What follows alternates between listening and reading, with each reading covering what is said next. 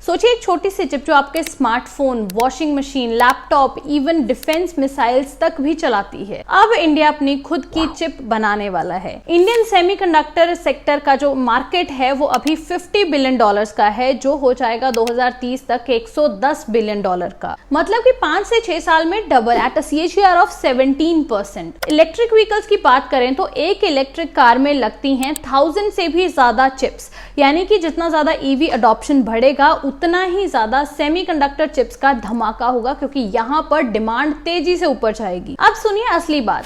भारत सरकार ने 76,000 करोड़ का पैकेज लॉन्च किया है और प्रॉमिस किया है कि 2025 के अंत तक मेक इन इंडिया चिप्स आ जाएंगी, जिसके लिए 85,000 इंजीनियर्स को भी ट्रेनिंग दी जा रही है, यानी कि एक कंप्लीट इकोसिस्टम बिल्ड यहाँ पर किया जा रहा है। अभी तक 10 बड़े प्रोजेक्ट्स को यहाँ पर सरकार की ओर से अप्रूवल मिल चुका है with a cumulative investment of 1.6 lakh crore, जिसमें कुछ बड़े नाम्स हैं टाटा इलेक्ट्रॉनिक्स, HCL और फॉक्सकॉन का joint venture, CG power, micron जो कि एक US बेस्ड कंपनी है, और केन्स टेक्नोलॉजीज के साथ और भी कई सारी कंपनीज यहाँ पर इस लिस्ट में शामिल हैं। लेकिन इस पूरी लिस्ट में से केवल 2 ही कंपनीज लिस्टेड हैं, जो है CG पावर और केन्स टेक्नोलॉजीज। लिस्टेड कंपनी से जुड़ी अपडेट्स की बात करें तो CG पावर ने 7600 करोड़ का एक प्रोजेक्ट अनाउंस किया है, जिसका G1 फैसिलिटी अभी अगस्त 2025 में कंप्लीट हो चुका है, और G2 फैसिलिटी होने के बाद यहाँ पर इनकी प्रोडक्शन में 30x तक का जंप देखने को मिलेगा।